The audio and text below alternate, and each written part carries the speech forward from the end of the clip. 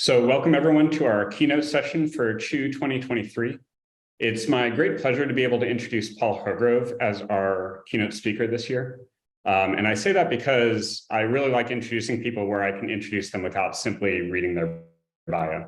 I'll let you read his bio if you'd like to know sort of all the nuts and bolts of his career. But the one piece I'll make sure you know about is that Paul's the PI of the Pagoda project under the DOE's Exascale Computing project. And if that name doesn't mean anything to you, and if you care about CHPL, that's important because that is the main vehicle that funds GASNet and GASNet EX, its most recent addition.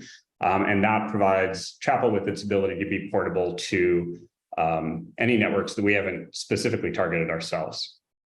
Now, Paul's one of those people I feel like I have known my whole career. Like, I can't really remember a time before I knew Paul. Although when I went back and looked in the archives, it turns out we actually didn't exchange email till 2007, as best I could tell.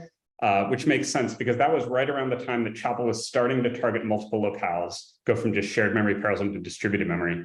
And at that time, we were looking at GASNet and MPI and ARMC and other potential technologies as our vehicles to get that portable distributed memory implementation that, of course, we have today.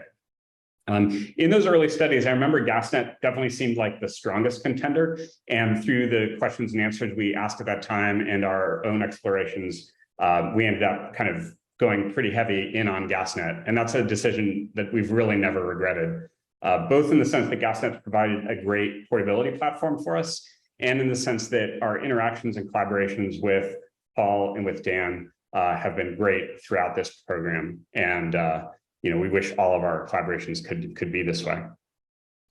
Since that 2007 initial contact, we've had a near continual exchange of questions, observations, and problem solving, particularly when new platforms or networks come out or new feature sets come out, either in CHPL or on the GASNet side. I think about three main sort of highlights that stick out for me in terms of interacting with Paul. He wrangled a PGAS booth on the show floor of SC for about a decade, starting in 2007. That was something we participated in for many years and appreciated his leadership and sort of keeping that ball rolling during that period. We had a really great visit to LBNL in March of 2009, where we spent 2 days hunkered down with Paul and Dan, working on CHPL and GASNet and how they fit together and making sure we're using it reasonably. And then at SC12, I remember sitting down with Paul for a couple hours in Salt Lake City, just as this GASNet EX effort was starting up, and getting a preview of that and really getting some nice technical conversations there.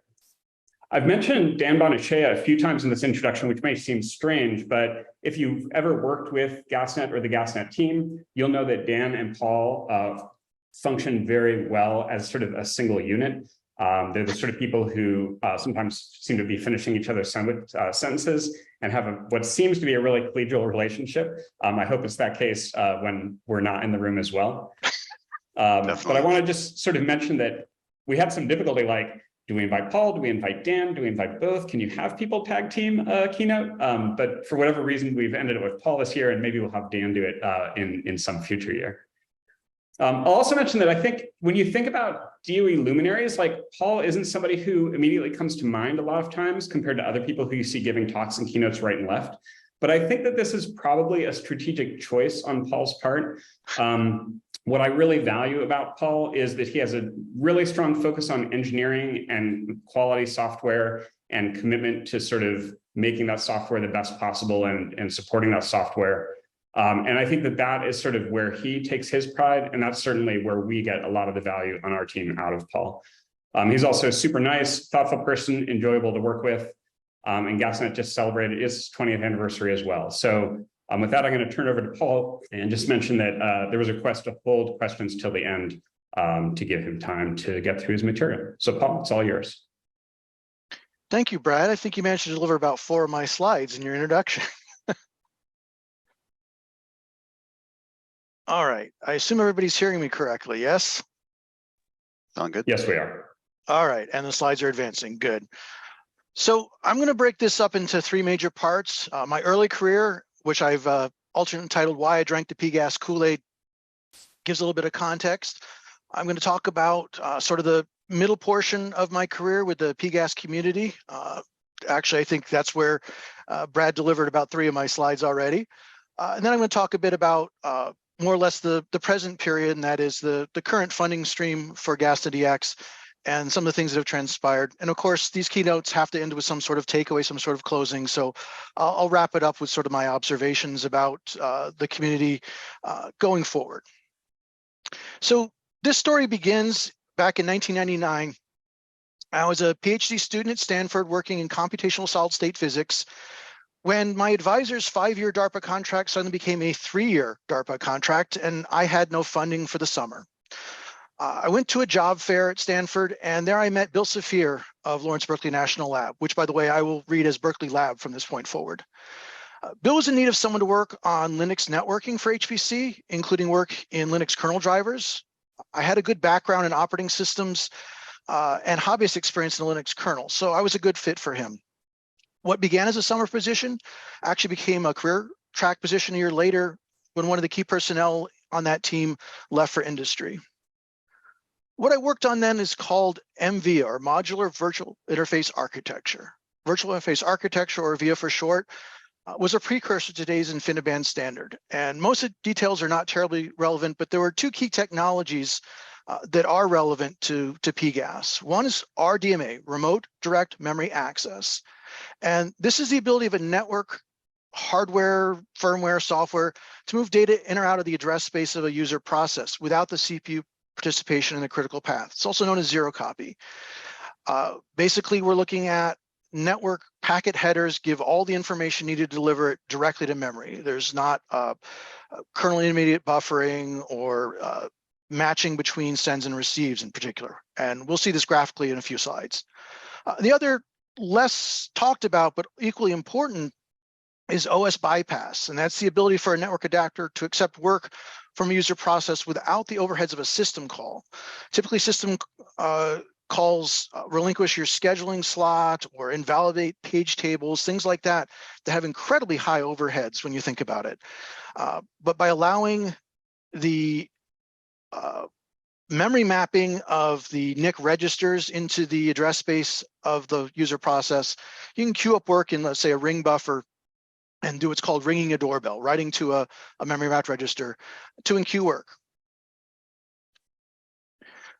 Also part of the same funding stream was MVICH, and that was Berkeley Lab's port of MPICH over VIPL, Virtual Interface Provider Library, the user space APIs for VIA. And that was work done by colleague Mike Welcome. So as the MVIA funding came to a close, I made a proposal for LDRD, that's just basically locally funded research out of overhead, to port MVICH to InfiniBand, which was becoming a somewhat important thing at this point. Unfortunately, that was declined. I was told that the vendors would do the work, folks such as Intel or Cray, if it was really needed. Ironically, that's not what happened. DK Panda at Ohio State did the work instead. He picked up the MVICH source code and produced what's now known as MVIPICH, which I imagine many of you have heard of. It is probably the best known MPI for InfiniBand. So having missed that opportunity, I instead joined Kathy Yellick's UPC project at Berkeley Lab. And instead of porting MPICH, I ported GASNet to InfiniBand. So I'm now up to slide 6, and this is the first time I'm mentioning PGAS explicitly, and I haven't even defined it yet, but it was an active area already at this time, with 3 languages having emerged in the late 90s. UPC, which is C-based, Co-array Fortran, often abbreviated as CAF, Fortran-based, and Titanium, a Java-based dialect. And GASNet began as a common network runtime for all of these, designed by Dan Bonacea and Christian Bell, and it was a topic of my talk last year. So what is PGAS? So if you're not familiar, we've got a little bit of a graphical diagram here of the partitioned global address space. So here we go. Here we have the global address space and what we perceive as the partitions. We're looking at a global memory abstraction, some sort of a pointer or object representation that acknowledges the distributed nature of the object or array or what have you. And we're looking at models that can leverage the network's RDMA capability I described earlier. There's often a distinction between private and shared memory. There's almost always a separation between the synchronization from data movement, concepts that are coupled with the send-receive model of message passing. There are several languages providing PGAS models, Chapel among them, UPC, Co-array Fortran, X10, Titanium, among others, and libraries, our own UPC++, OpenSHMEM, Co-array C++, the Global Arrays Toolkit, Dash, and again, many others. A key semantic property of all these is some support for one-sided RMA, even if it's not exposed directly under that sort of a name. And so here's the cartoon I promised earlier. The idea here of one-sided RMA is that we let each process directly access another's via global pointer or a similar abstraction. The communication is just one-sided. There's no receive operation as you would have in message passing. So there's no need to match receives. There's no need to buffer unexpected receives. There's also no guaranteed message ordering, which I assure you is actually a costly thing to ensure in many cases. The upper red line here diagrams sort of what a two-sided message looks like. So in message passing, you have some sort of message identifier, like a tag and MPI, along with the source information, coupled with a data payload. This arrives at the NIC. And the nature of matching sends and receives mean that there's some receive information in a memory buffer somewhere, and that needs to be matched to that message ID and other metadata before the payload can be delivered all the way to the user buffer. Well, this particular figure shows the host CPU intimately involved. There have been good advances with offloading some of that, but the fact remains that without the matching, there's no delivery to the user buffer. In the case of a one-sided RMA put, the actual address and the data payload, or at least something semantically equivalent to the address, travel together, and the NIC is able to deposit directly into the user buffer. This is a decoupling. This allows progress independent of any sort of receive operation. So an asynchrony that's not present with two-sided messaging or message passing. And again, this is typically supported directly by the remote direct memory access, RDMA capability I described earlier. What you get is a model that looks like shared memory, shared data structures with asynchronous access. And one of the main motivations for PGAS languages and libraries is to leverage this to give productivity, the productivity you would see with a shared memory program. So in trying to prepare this, this is actually the oldest plots I could find comparing RMA to message passing.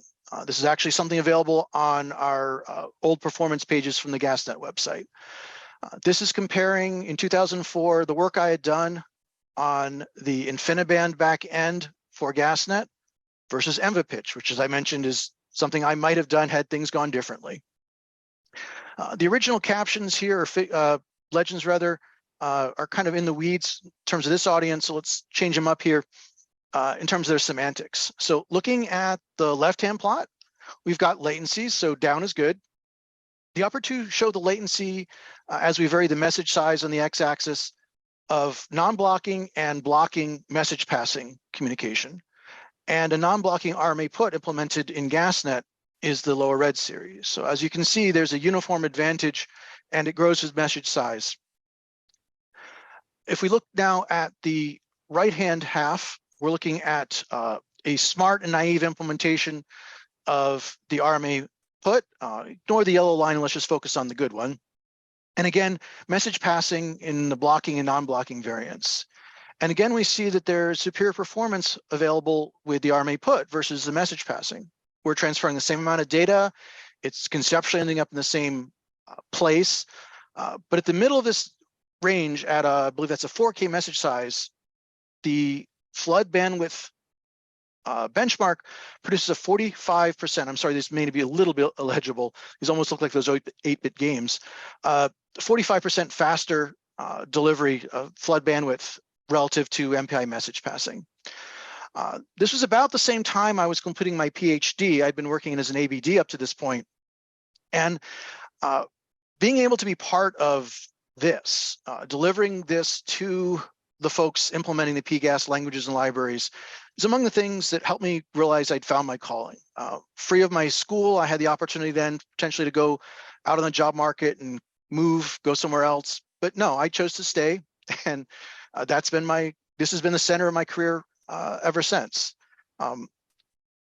Calling back to something Brad said, I've not been a luminary necessarily in the PGAS community. I've not designed any of the languages or libraries. But I've been very satisfied in a role providing this sort of performance advantage to the PGAS community. And we'll come back to that in a bit toward the end. So that's how I joined and stayed in the PGAS community. Let's talk a bit about what's transpired in that community between about 2001, so rewinding a bit relative to the previous slide, in 2017. So for me, one of the most significant things the community has done as a group has been the booths at supercomputing. To the best of my knowledge and recollection, this began with a UPC booth run by Tarek El-Ghazawi's group from George Washington University. Tarek had a GWU research booth on the SC floor for a number of years, and in 2001, that was converted to a UPC booth. I became myself involved in booth operations starting about 2005, if for no other reason than the fact that the furniture in the booth actually belonged to LBL. I think strangely, ironically, it's actually furniture that belonged to the HR department, and it was probably at that job fair where I first started this story. This was under Department of Defense funding that we did all this, and based on their input, we changed the name from, and the focus, from UPC to PGAS starting in SC07. So we widened our scope and started including the chapels and X10s of the world, the Co-array Fortrans, and all the related projects and applications that use them. Eventually in SC10, Berkeley Lab took over operations. That means I did. And if you recall earlier, I believe Brad thanking Engin for all of the work that goes into doing logistics. I feel for you, Engin, because running this booth was very, very challenging, but also extremely rewarding. Various features of the booth changed over time. In this old picture from SC09, you might not be able to quite make it out, but there is a projection screen and a projector showing a running slideshow of various slides contributed by the participants. But the main things that were persistent through the whole life of the booth is this poster gallery. So you can prominently see some of the posters in the foreground. We varied from maybe 10 to 12 in the worst years to, I think in the strongest year, I believe we had 28 posters crammed into a 20 by 20 booth. Projects were also encouraged in the early years to provide handouts, paper flyers. Sometimes they were just reduced versions of the posters. Sometimes they were short papers or abstracts. We also handed out CDs and DVDs. Eventually, QR codes replaced all of that, and we made a less significant impact on the environment as a result. To me, one of the most important aspects or most valuable and rewarding aspects was it became a gathering place for folks working in the field. Partly this was due to the entry fee I imposed. So the conditions for hanging a poster were signing up for some booth duty. So everybody that was willing and able to produce a poster was pretty much accepted. We had 100% acceptance rate on that, and all those folks were obligated to have some designee in the booth. Additionally, our funding agents at the Department of Defense, often the program managers, sign up for booth duty and participated here. So it was a great place to meet people and talk about common interests. To the best of my knowledge, this is probably where I met Brad face-to-face for the first time. Other people I met here include Damien Roussan, who was, at the time I met him, working principally on the Open Co-arrays project, but since then I've had the opportunity to recruit him. He's now my current boss at Berkeley Lab. Concurrent with all this, there were also UPC and then later named PGAS Birds of a Feather sessions at SC, but to be honest, I don't have much recollection of those because I was so intimately involved with the booth. Often I was the sole booth duty person during the BOF while everybody else ran off to participate in that. So among the people I interacted with, I want to highlight one in particular, and that's Burton Smith. Many of you may know, but for those who don't, Burton was a computer architect and he co-founded Terra Computer Company, which later bought the Cray Research Business Unit from SGI to form Cray Incorporated. He was also the PI on Cray's DARPA HPCS project known as Cascade, and I'll return to that in a few slides. However, he left Cray for Microsoft in 2005. Prior to that point, I had interacted with Burton on and off, including discussions with him about how the Cascade platform would support, well, I guess if initially, and then how it would support UPC and Co-array Fortran, in particular because the XT systems from Cray had actually shipped Berkeley UPC for some period before their own UPC compiler was deployed. But one year, and I never was able to pin this down, I wish I had it, he came by the booth looking to meet up with Kathy Yellick. As I said, this was sort of a gathering place, and that's where the two of them had agreed to meet up. Kathy wasn't there at the time, so Burton and I began chatting, right? We kind of knew each other from those other interactions. And since he was at Microsoft by this point, he was asking me a bit about the PGAS community and what happened. Eventually, Kathy showed up and they went off for whatever business they needed to. And for the moment, that was the end of that. But much to my surprise, every year after that, for quite some time, Burton returned to the PGAS booth, now not looking for Kathy, but looking for me. And each year we resumed this discussion about PGAS and what maybe had changed in the year since he'd last spoken to me. And that was an incredible experience for me, not only because Burton is a luminary in the HPC community, but because those were such incredibly invigorating conversations. Burton is incredibly smart. I don't think of myself as stupid normally, but to be honest, I felt stupid by the end of every conversation I had with Burton. And Burton will be missed, but this is something I really do remember so well. Related now, the DARPA HPCS project. So nominally this ran from 2002 to 2012. Well, most of us, I think of HPC as the acronym for high performance computing. DARPA's HPCS project was a bit different, where the P stands now for productivity. The project did have two goals. One was to produce multi-petaflop systems, and two of those did emerge, the IBM PERCS system and the Cray Cascade system, the XC series. But they also had a goal of generating a 10x improvement in user productivity. And if I'm not mistaken, their call specifically said that these had to be revolutionary approaches, not evolutionary. And I think Brad, in his start of this workshop, described a little bit about some of the trepidations that Cray had in the two approaches. And among the outcomes of DARPA HPCS were three initial PGAS programming languages: CHIUW, X10, and Fortress. And CHIUW remains the most active today. Fortress actually declared itself as dead. X10 did release again a few years ago, so they're not completely dead, but I don't see them doing much. Kind of skipped over a bullet, but I want to emphasize, because it's very relevant to CHIUW in particular, is that the coupled emphasis on performance of the system and productivity of the user is in recognition of time to solution as an important metric. My experience is primarily in the Department of Energy complex, where we think of writing codes that may have lifetimes of decades. So if it takes you a year to run a code that's going to run for 9 additional years or 20 additional years, that's okay.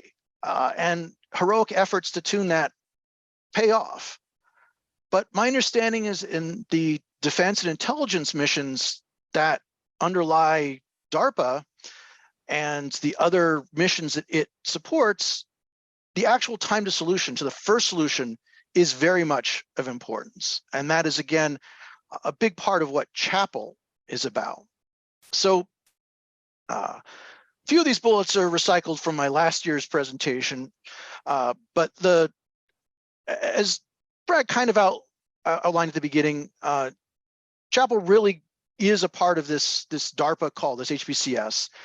And the first paper, the first public description of CHIUW appears in the 2004 workshop for high-level parallel programming models in supportive environments, HIP-04, under the title Cascade High Productivity Language. And as something that Brad mentioned, it was only about a year and a half later that the first single locale support came out. Only 15 months after that, in March 2008, CHIUW 0.7 introduced locale support based on GASNet. And as was alluded to in Brad's very generous introduction, we've been great collaborators ever since, and CHIUW remains dependent on GASNet on platforms like InfiniBand, where some of our plots are coming out. I also want to make a random observation I found quite interesting. In preparing this, I noticed that in that HIP-04 proceedings, the immediately preceding paper is a ZPL paper that Brad co-authored, and its related work actually contains a fairly good review of UPC, Co-array Fortran, and Titanium, to which ZPL was being contrasted. Next sort of artifact of this period I'm covering was the HPC Challenge or HPCC Awards. This was a product of the HPCS project and nominally ran from 2005 through 2014. These are a series of awards given out in a BOF session at supercomputing, much like the top 500. It contained an application kernel and communication benchmark suite that changed a little bit over the years. In the spirit of the dual goals of HPCS, there are actually two different classes of awards.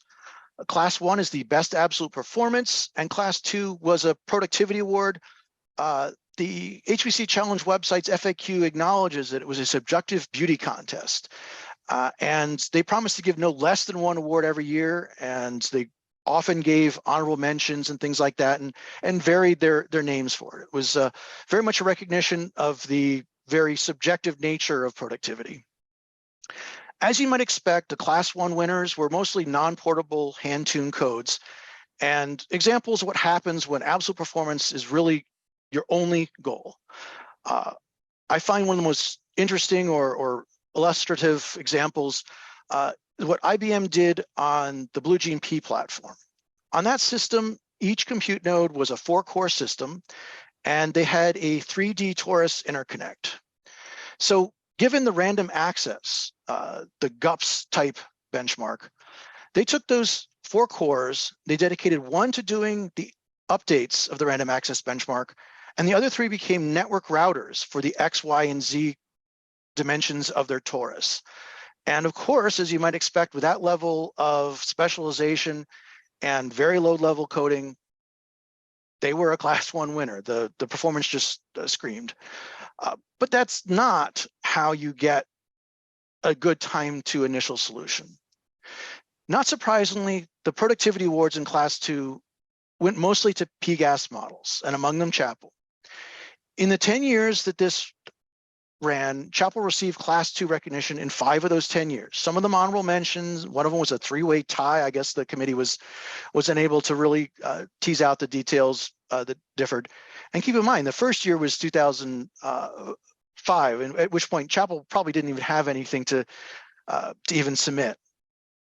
I found the presentations from the hpcchallenge.org website of the first and last Class 2 awards given to Chapel, first being in 2006 and the last in 2012. And I picked out in particular these bar charts, little different style in their presentation, but they're both emphasizing the productivity in terms of source lines of code. In both cases, the high bars are the reference implementation, which are MPI-based reference implementations provided by the awards committee, so to speak. And the short little bars that are barely visible in some cases are Chapel's implementations. And I'm certainly not qualified to describe these in detail.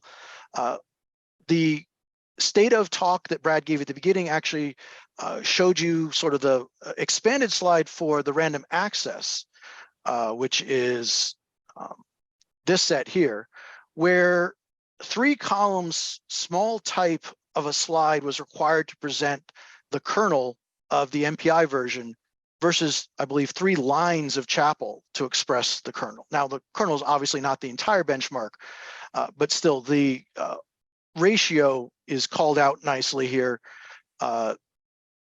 in this portion of the second figure there. Chapel versions were, I'm going to round here, 3 to 13 times shorter than the MPI-based reference implementations. And well, this means they're more elegant, more readable, as I believe Brad emphasized probably in each of these talks and in many others. There's more to it than the elegance, readability, and that initial time to solution. The solutions are also more flexible. The brittleness of a 16 or 1800 line MPI code can't be underplayed. It's difficult to change things in those. So flexibility and maintainability are also benefits that Chapel and other PGAS models bring that the reference implementations in these awards just could not. And trust me, that BlueGene-P best performing random access was probably one of the most brittle things and definitely not adaptable to another purpose.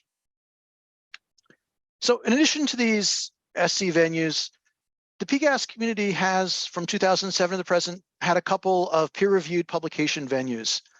The Conference on Partitioned Global Address Space Programming Models, abbreviated as PGAS in a year, ran from 2007 to 2015. I believe I had the honor only once of serving on a program committee there.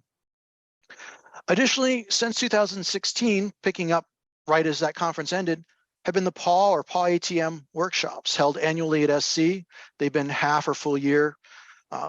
Gone through a couple name changes. Initially, it was the PGAS Applications Workshop. It was then the Application Workshop Alternatives to MPI for 1 year before the plus X was added on. PAW ATM is a nice, good, short acronym, and I was going to spend significant time here encouraging everybody to consider submitting their CHIUW talks, but I think Brad hammered on that quite well, so I will just repeat. There is a submission due date currently of July 24th. Virtually every talk here, except maybe mine, is a good candidate for a PAW ATM talk, so I encourage you all to consider that as a venue for your work. So with those sort of reminiscences out of the way, I'm going to move on to more personal stuff, and that is what Dan and I and others have been doing since 2017 under the Pagoda Project banner.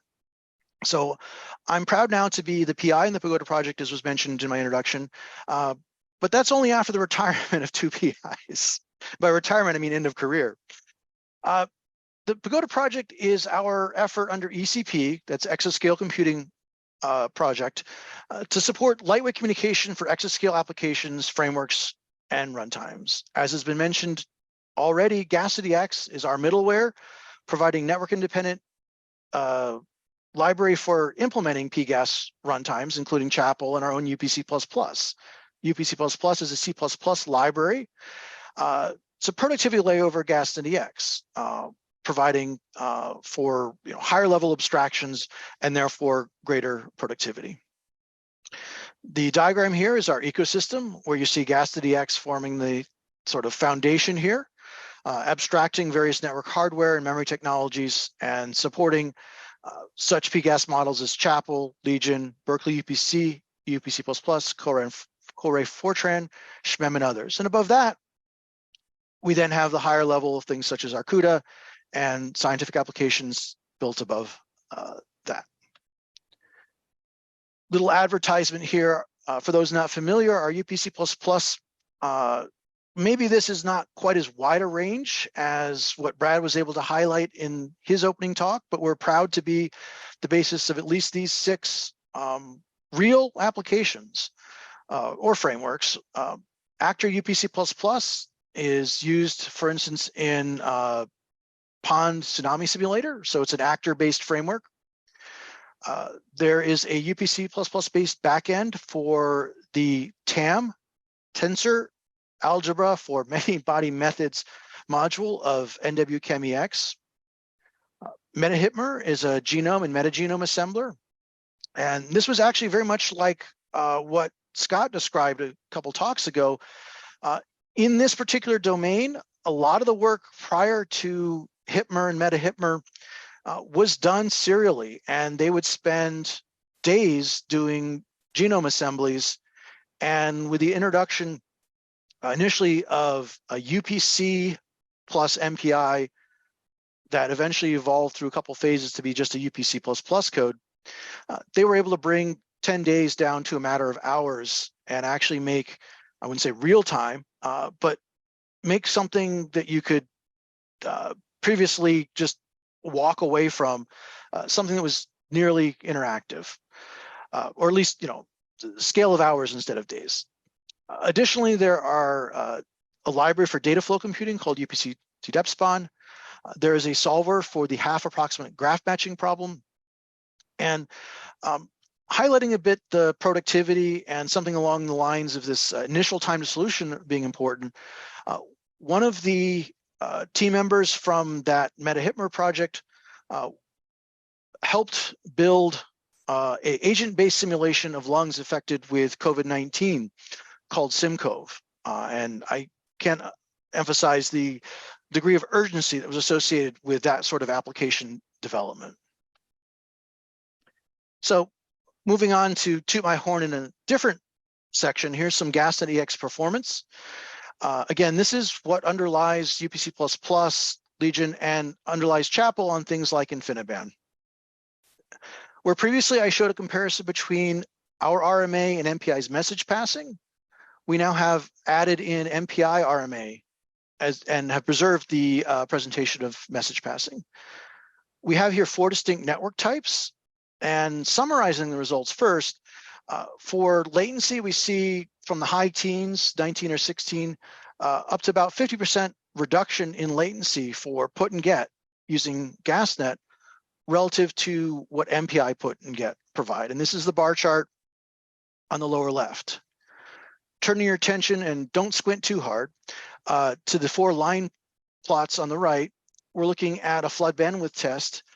And one of the most prominent features is that the flood bandwidth efficiency is higher, such that we see GASNet reaching the same or better peak performance, but often at a half or quarter the transfer size.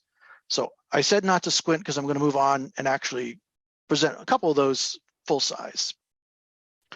So this is an InfiniBand system, so several generations newer than technology I showed in my first performance plot from 2004. Here we're looking at Summit, which is currently the number 5 system on the top 500. So it's IBM Power 9's dual rail EDR InfiniBand, and we're looking at IBM Spectrum MPI. This being a bandwidth curve up is good. And to summarize quickly the legend here, X's are GASNet EX performance. So think of the X at the end of GASNet EX, if that helps. Shades of blue with solid lines are put operations. The shades of red and magenta with the dashed dotted lines are get operations. And the message passing are the green with pluses.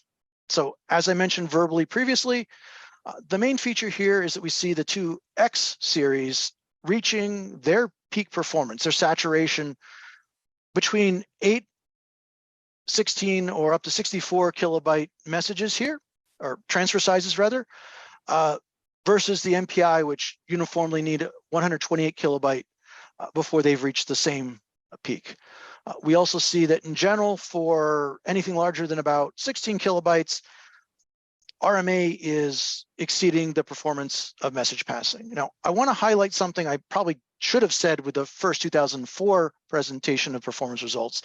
This is not saying that Dan or I are miraculous, that we alone could beat the sizes of the teams that someone like IBM puts on implementing MPI. This is a fact. I believe the factors here are twofold. One is just that the RDMA capabilities in the hardware are a very good semantic match to PGAS one-sided communication. So we start with a significant advantage in that there is less code required to implement RMA than message passing. So that accounts for one of the main features on this plot. I think the other is also one of both inertia and just business sense. There is a chicken and egg problem with MPI RMA such that implementers don't put much effort into optimizing it. Therefore, applications don't use it. Since applications don't use it, procurements are not based on its performance, and there's no motivation to close the loop with any optimizations by the vendors. So it tends to lag in performance relative to the efforts they put into message passing. Now, that's been the trend, but now let's look at Frontier. This is the #1 system. This is the first recognized exascale system based on the LIMPAC benchmark.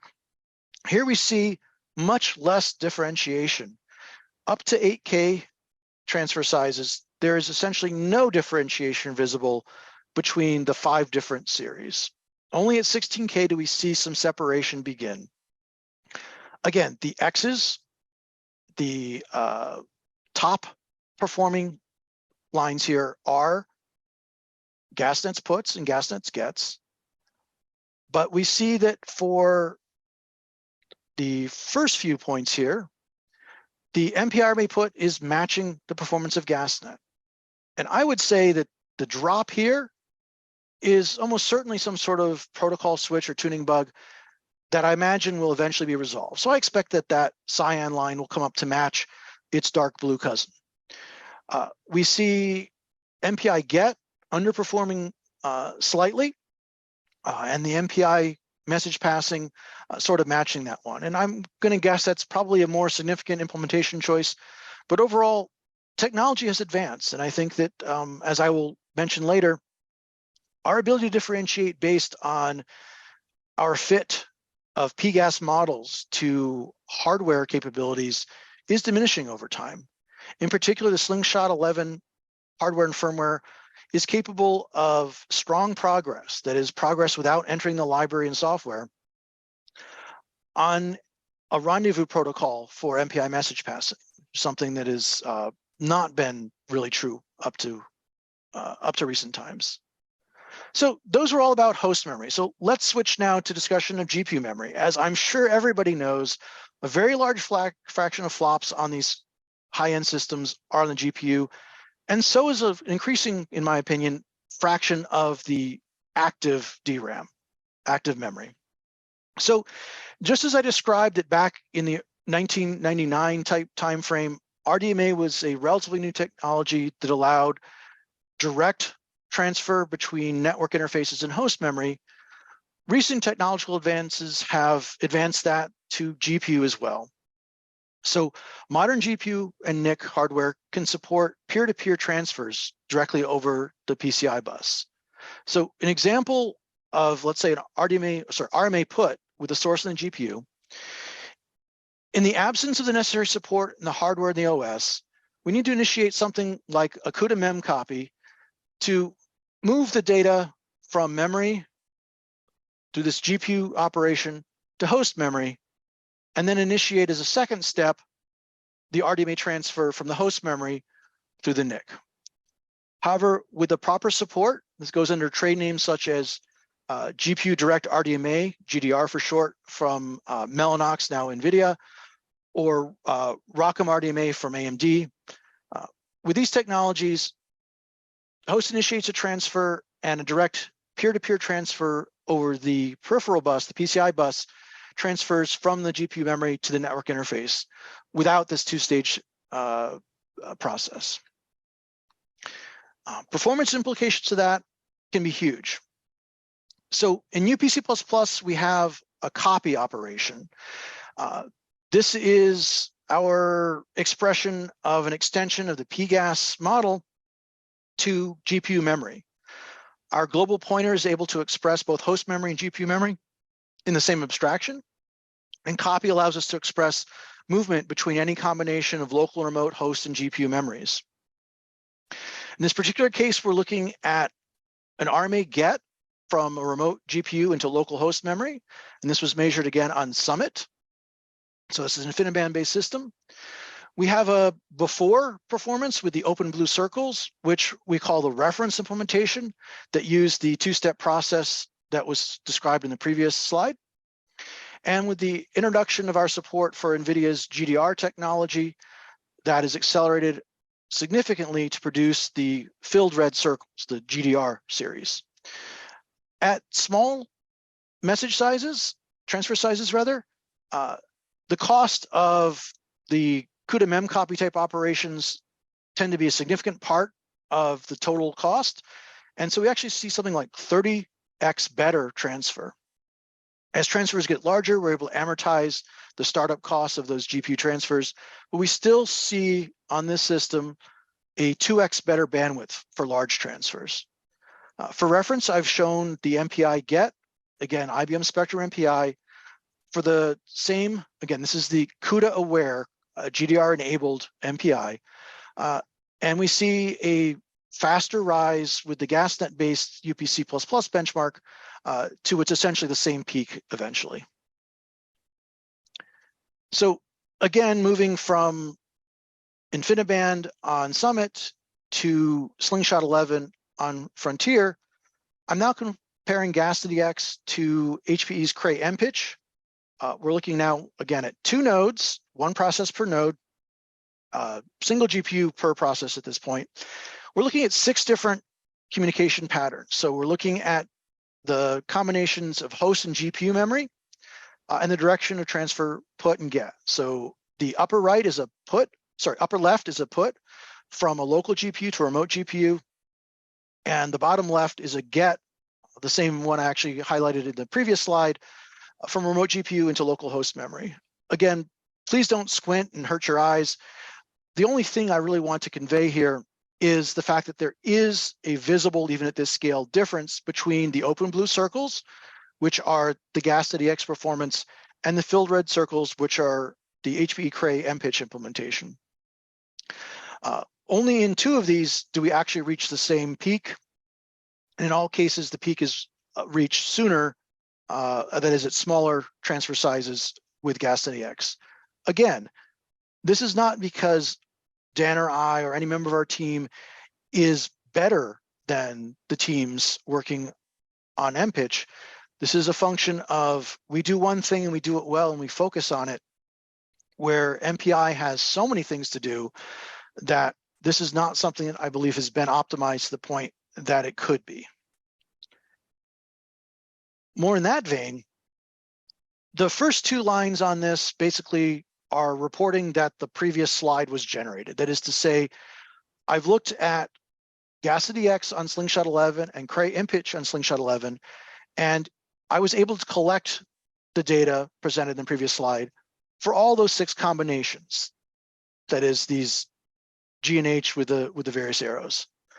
However, in April and May, I did this informal survey of MPI implementations and found that the ability to actually complete the tests, putting aside performance entirely, was not universal.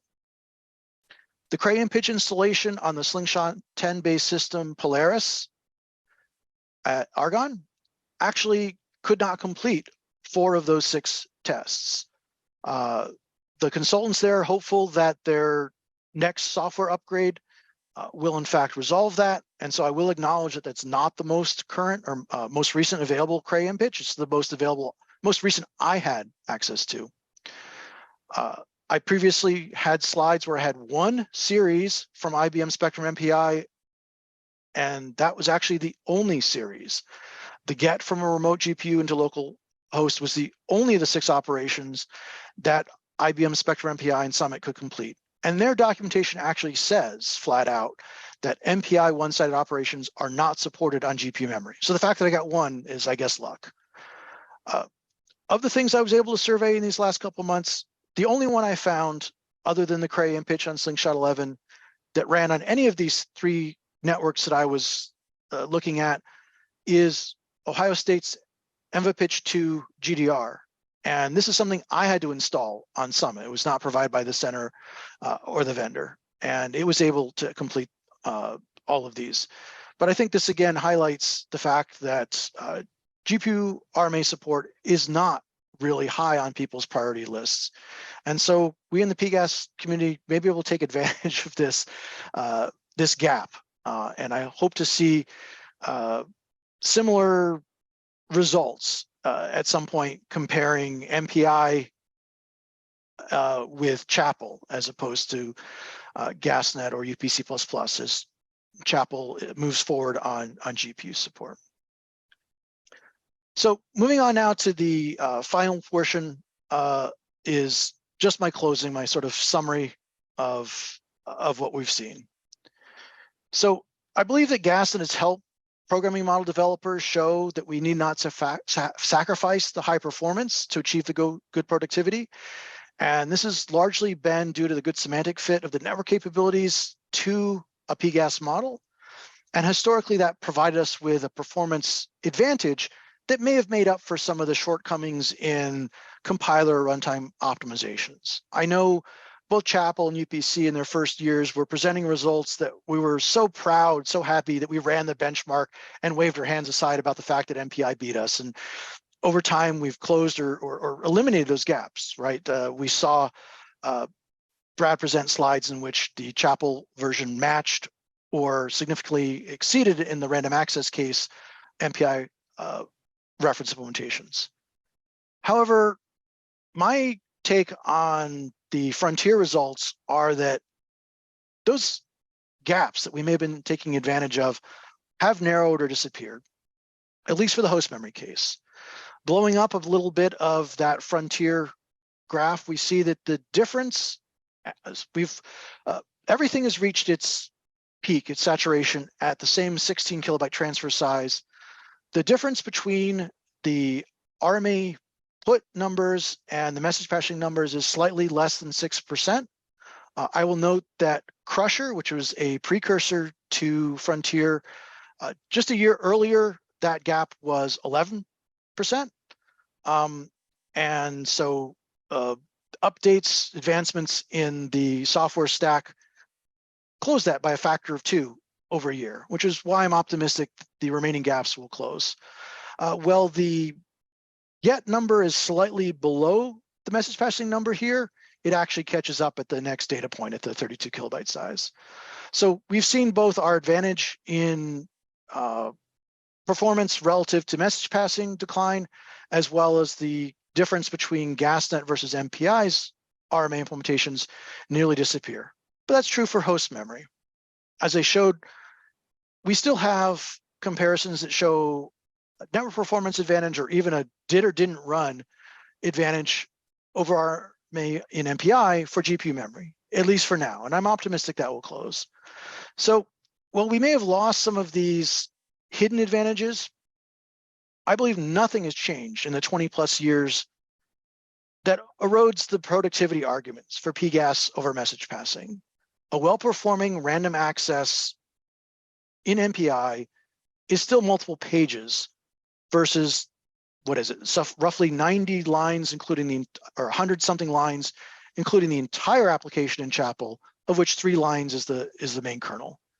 And I look forward to the prospects of this being extended productively to GPUs. We found a way that we're happy with in UPC++, and as was highlighted in Brad's early talk, Chapel is making great strides in the same direction to provide productive environments for well-performing GPU computing. And I look forward to taking part in another decade of PGAS.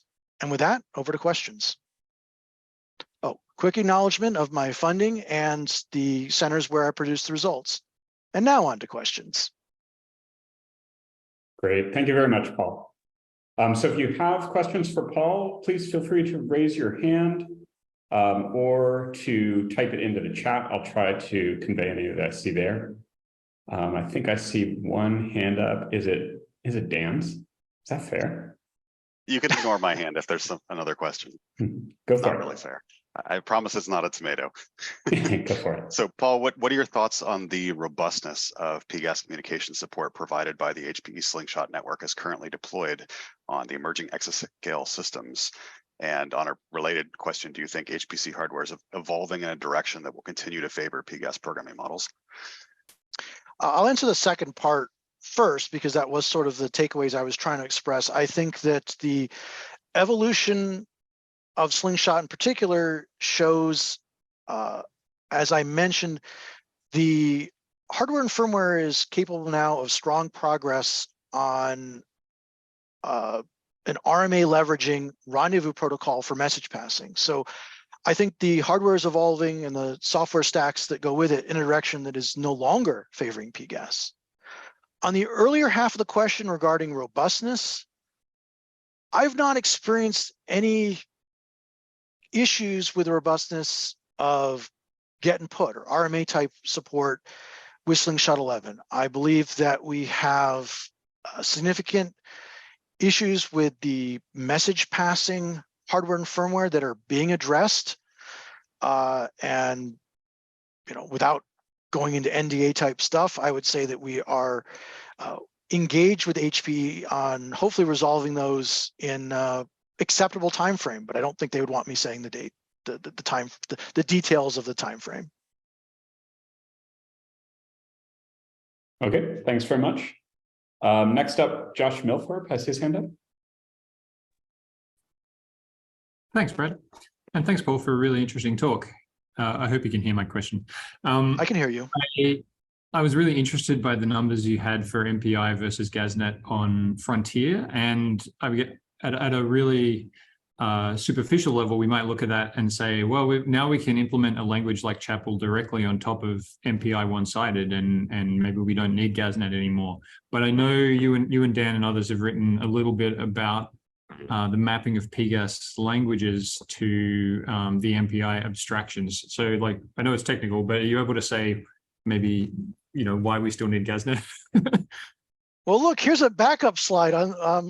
So I believe what you're referring to is a paper that Dan and a colleague, Jason Duell, published way back in 2004, describing problems, semantic issues really, with MPI-2 RMA and the synchronization semantics and stuff that made it really impractical or improper for providing the asynchrony of communication that is really sort of fundamental to a quality implementation of a PGAS model without things like progress threads. And back at that time, multiple core wasn't even a thing, and multiple CPU, multiple socket was a luxury.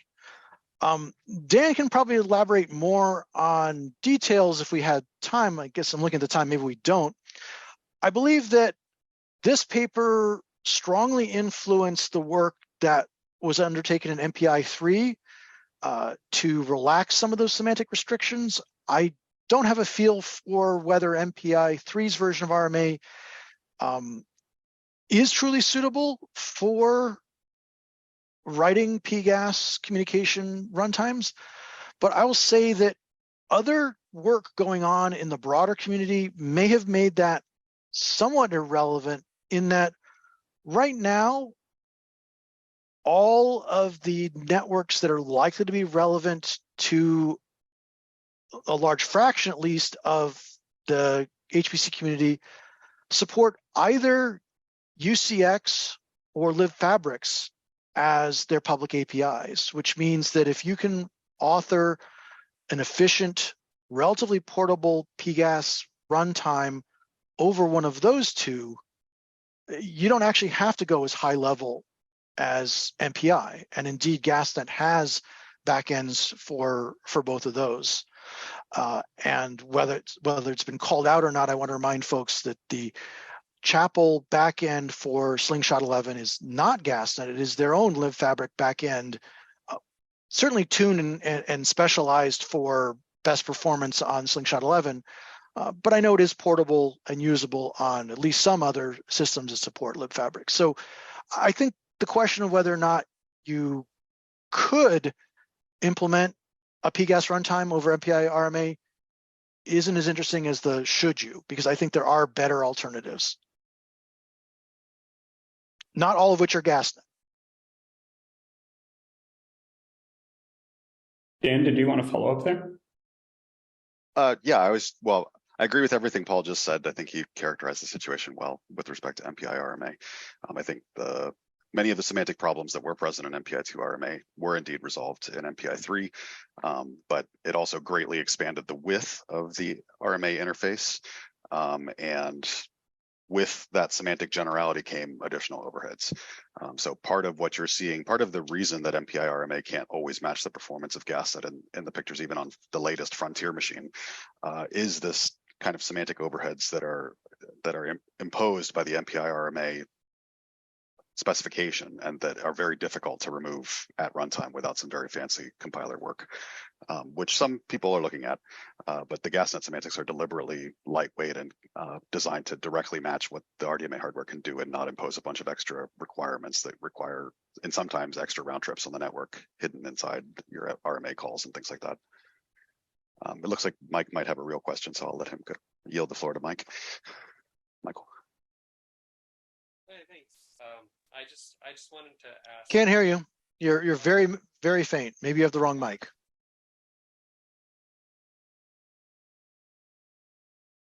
that better? Yes, much. Great.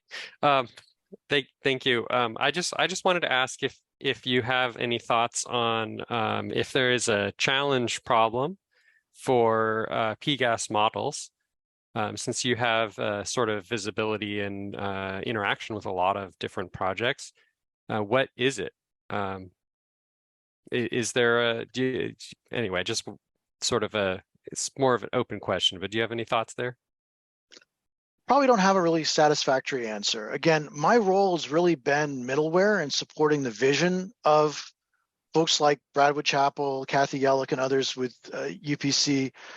So I tend not to look at the big pictures, the big problems. But I think that if I were to characterize places that I have historically seen PGAS models really distinguishing themselves, definitely classes of problems that include irregularity are among those. So again, the random access benchmark from HPCC was a good example of that, where MPI is very good at providing mechanisms for highly regular computations, and the semantics of synchronization with data movement that send and receive provide is great for things like nearest neighbor halo exchanges and regular traversals of structured communication.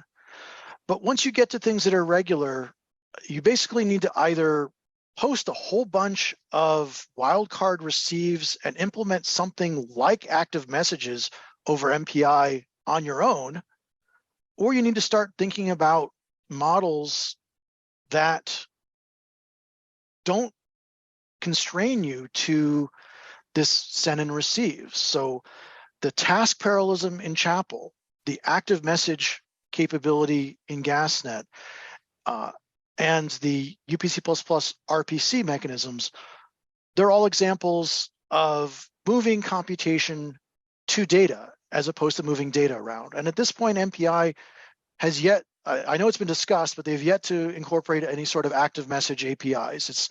It's died in committee, to the best of my knowledge, when it's been brought up. So I think that graph algorithms and things that involve irregular traversals and they're well expressed as moving computation to data instead of sloshing the data around are places where PGAS models are likely to be able to outperform, both in the productivity and performance sense, similar attempts with MPI, and may be conducive to entirely different algorithmic approaches to the problems. So again, I've not been able to identify a problem, but I think that that set of characteristics may,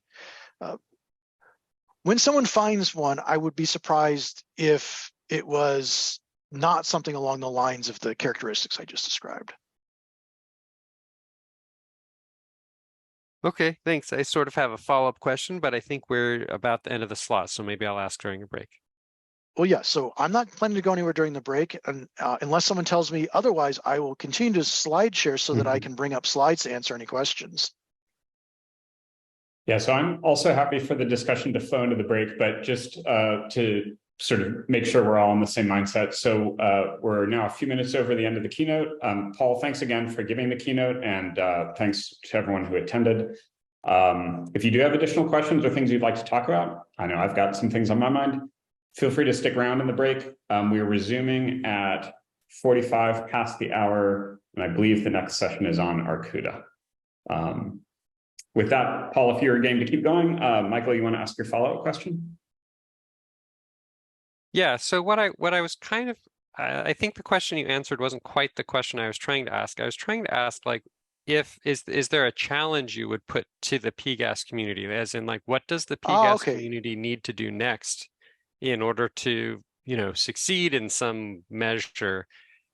Is it just like we need more application developers using our models? Because I feel like that's been the problem for a long time. Or is it a technical challenge, or do you have any thoughts there? Okay, yeah, I did misunderstand the question. I took C as the challenge. Challenge is the C in HPCC. These are the challenge benchmarks. So the sort of problems, the challenge problems that were presented. Right. So answering the proper question, I think that UPC++ and Chapel are both on the road to meet the greatest challenge, and that is to embrace GPUs and accelerators in general. I was also very interested in the two talks that have talked about fabric attached memory. So that's another place in which the global address space, or the distributed nature of our data, is important for the models to embrace to be successful. Otherwise, you've precluded utilizing hardware that potentially has cost a user community, a center, a significant amount of their budget. And if your programming model does not use, what's the phrase? Keep all the transistors busy all the time. If you cannot keep things busy, then what have they paid for those things for? And MPI plus X has this malleability of plugging in X, and it can be X, Y, and Z. So you might have, some libraries for HDF5 access to fabric attached memory plus OpenMP for your compute, et cetera, and tie those all to your MPI application. That sort of composition works well with MPI because it is a library, and you can write in C, Fortran, C++, though they remove the bindings from the standard. I think Chapel and UPC++ both are a little bit less amenable to completely free composition. I think we've both done what we can to provide the best composition we can. But I think it's better if, rather than composing with a third-party solution, we do, as was highlighted in earlier talks, embrace GPU locales, embrace concise expression of fabric attached memory in the class system, in the object hierarchy, as a way of representing your data. And so I think those are the class of challenges that we're facing now, is ensuring that as hardware evolves, as we see accelerators move beyond the general purpose GPU, we've taken so much for granted the GP part that we don't call them GPUs anymore. I think other FPGA and specialized hardware is likely to be a part of the high-end computing landscape going forward. And the PGAS community's ability to embrace those and provide productive means to use those is probably the biggest challenge that we face technically. Michael, you also emphasized the social challenge, and that is for a bunch of computer geek introverts to grow their user base. And I think that Brad put it well when he emphasized outreach as one of the accomplishments that Chapel has been doing. I was surprised at the number of YouTube videos I was able to find with Brad and others presenting on Chapel. We have fewer of those. We have full day tutorial materials available and things like that. We do BOFs of our own, but showing people the productivity and performance at venues like the PAW workshop at SC, where we have a wide audience, is probably one of our greatest opportunities, but also a challenge to get butts in seats, to be frank about it. What do we need to do to show people what we have to offer? If they're not convinced, that's fine. I think actually delivering the message at all, whether it's convincing or not, is a problem, because the inertia of message passing as the solution in HPC is very hard to overcome. Cool. Thanks for your answer. Thanks for the question. It's a subject I kind of tried to avoid in the slides. Dan, I see your hand up. Yeah. So, Paul, your slides 24 and 25 talked about GPU RDMA support and the importance of leveraging technologies like GPU Direct RDMA and ROCm RDMA in order to get the best communication performance out of GPU resident data in large-scale systems. Can we say a little about the planned work to get multi-locale Chapel to start using the GPU RMA support available today in GASNet EX? Well, I can say that in, was it 2 weeks? You and I are meeting with folks from the Chapel team, including, I believe, Elliot, Andy Stone, I'm not remembering the entire team, to talk about adoption of GASNet EX into a Chapel. Currently, Chapel embeds in their software release GASNet EX, but from a purely software point of view, they are essentially using GASNet 1 because we have API compatibility. So over the next several months, I hope to see us working together to move to the GASNet EX APIs, and then we'll be able to express in the Chapel runtime endpoints for GPU memory, and work out where that fits into their runtime's approach to GPU communication, GPU memory communication. Okay, thanks. Elliot, I see your hand up. Yeah, I'm not sure of the slide number, but for the summit bandwidth and latency graphs. Okay, so here is the 4-up that includes the latency. If you wanted to blow up on the bandwidth of summit, I can bring that one up instead. Yeah, that'd be good. Okay. So I guess coming from Crane networks, I'm used to puts having lower latency and higher bandwidth at smaller message rates. And here I see that gets have higher bandwidth for at least GASNet EX. Is that typical for InfiniBand, or is that anything specific to Summit?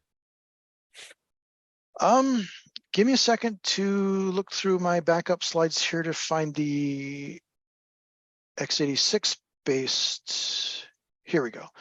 So this is an x86 based InfiniBand system, newer InfiniBand, but here we find that the lines coincide, right? So the 2X series, the red and blue X's coincide. So we have symmetry between get and put on that system. And so I cannot tell you, because we changed both the processor family and the InfiniBand generation, whether it's a function of the Mellanox NIC or of the node architecture. I suspect the latter. I suspect that it has a lot to do with the difference between, PCI chipsets in the Intel node versus the IBM Power node. I will, however, I think the Power 9 this support for InfiniBand was a bit of a one-off for Summit, so it's not as carefully tuned as the x86 InfiniBand. Right, but to kind of torpedo what you just said about a Cray background makes you expect one thing or the other. No, sorry, to support that rather. This is the Cray Aries network, and I see gets outperforming puts here as well.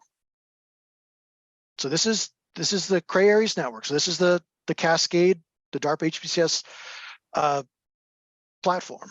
And here I see red X's above blue X's and magenta circles above blue circles. So get is significantly outperforming put in this case. Okay, that's interesting. Do you have any intuitive explanation for that? In my mind, put should be strictly cheaper, or has the potential to be strictly cheaper.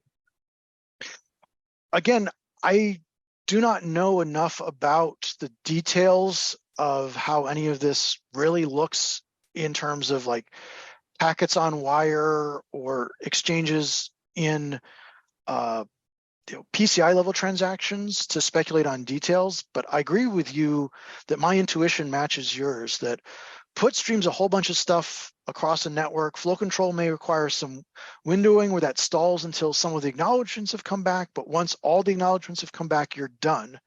Meanwhile, get requires the actual data to return. And so the sort of pipeline bubbles are almost symmetric in that there's a startup transient in one and a shutdown trans in the other, but I would have expected them to either be symmetric or to be mirror images of each other, such that they would coincide, as we saw in the previous plot I showed. So no, I don't have an intuition to support this, but it's certainly not unique to the Summit plot.